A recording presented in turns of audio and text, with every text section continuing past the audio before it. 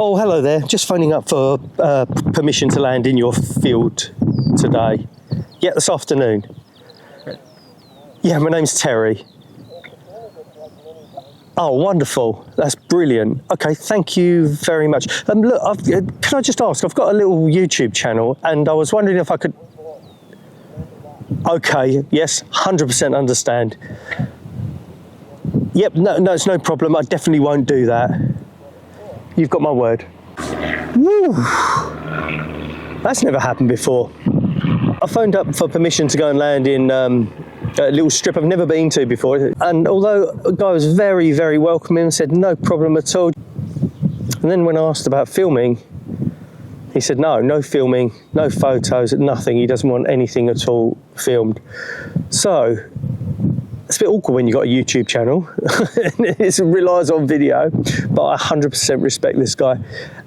Totally understand why.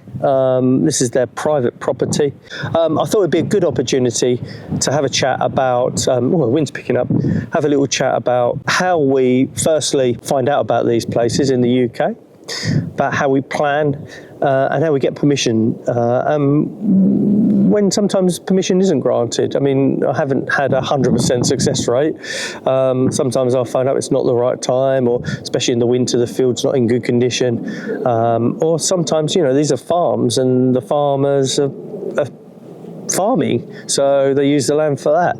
And I'll film as much of it as I can, and I'll leave you guessing where it is. But yeah, I'll see you in the cockpit. Finding places to visit in the UK is pretty easy. Firstly, you've got our VFR flight app, Sky Demon, which, as well as having all the bigger airfields shown, it also has many of the smaller grass and farm strips that I absolutely love to visit.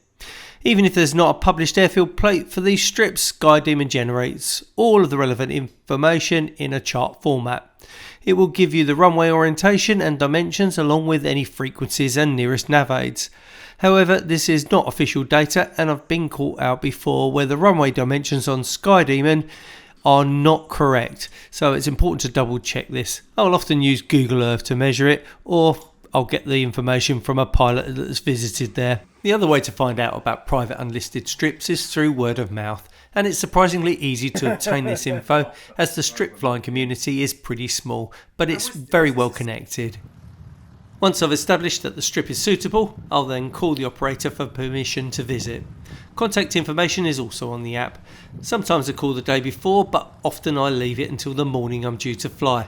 That way I will know that the weather is as forecast and I'm not wasting anybody's time.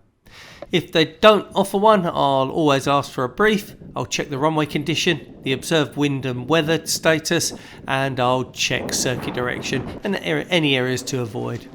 I'll ask where I leave the landing fee, or if there isn't one, I'll ask where I can pay a contribution to the field's upkeep. Even if not requested, I always like to leave some money because I want to show my respect and I want the owner to keep the field available to me. As I said, sometimes I'm asked to try again another day, but to be honest, I have about a 90% success rate when requesting permission. I also always tell them that I have a YouTube channel and I ask if it's okay to film. Most of the time this is not an issue, and I'm often asked if I can actually promote the airstrip so that others will come. However, sometimes I'm asked to not film areas like the inside of open hangars or obviously the owner's home, which is totally understandable and I always comply. But this is the first time I've ever been asked not to film anything. Okay, here we go. Golf Charlie Zulu rolling 09 right.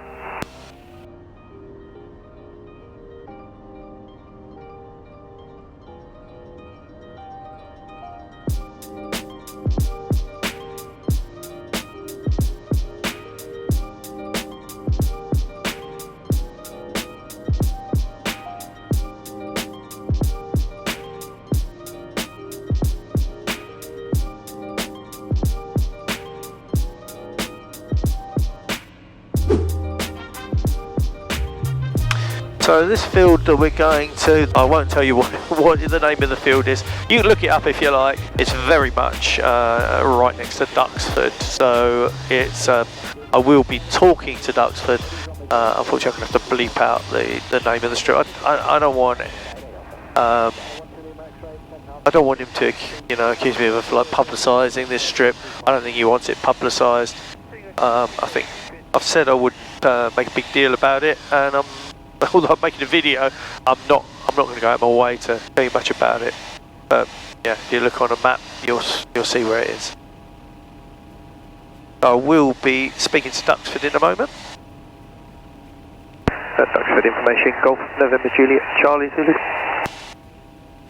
Golf November Juliet Charlie Zulu, that's information. QNH 1009, pass your message.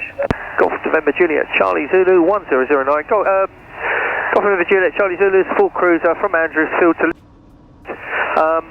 currently 10 miles to the east of Duxford at 1,300 feet, 1009 VFR, and I'm planning on doing an overhead join. So I'll call you a bit closer, but I am starting to approach from the east, so north of the ATZ, but from the east, and currently have 11 miles to run. I know this sounds a bit petty, not mentioning the name of our destination, but look at it as a bit of fun.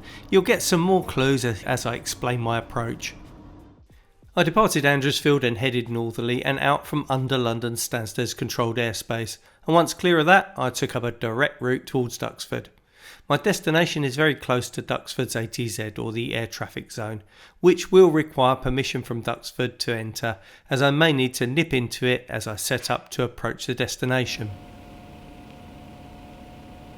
And Duxford information, Golf Charlie Zulu's just overhead the field, joining crosswind for the southern side of 1,000 feet, 1009, and I'll be shortly turning downwind. I will be entering your ATZ. Go Charlie Zulu, thanks, and report when you wish to change or leave our frequency. Okay, Golf Charlie Zulu. Survivor Golf Bravo, report report on a 4-mile final for runway 06 right. Golf Bravo, we'll go half lane, Louise.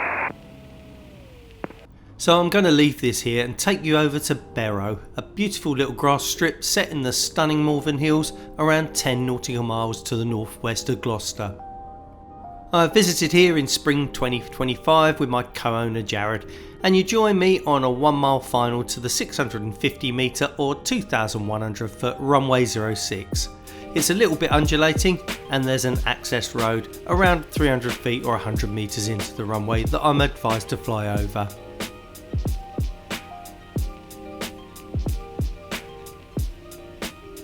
The weather this day was fine, however the wind was churning around the hills adjacent to the strip.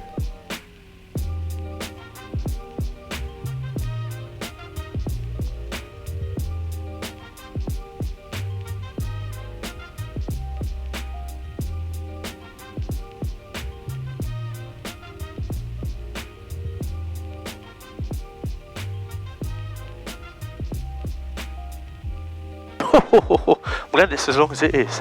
Yeah, really bumpy.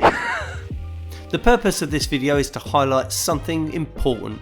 Many of the little strips I visit are on private property, often right next to someone's home. I like to compare it to parking your car on a stranger's driveway and strolling around their garden. You wouldn't dream of doing that without asking first, and you'd certainly follow any instructions you were given.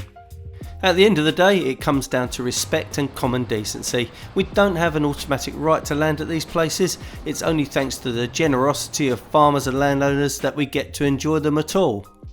So as a community, let's make it a rule to always ask for permission and to show respect and gratitude when we're welcomed. Because if we don't, the number of destinations available to us will quickly shrink, and that would be a real loss for all of us. Thank you so much for watching. Fly safe, and Shortfield out.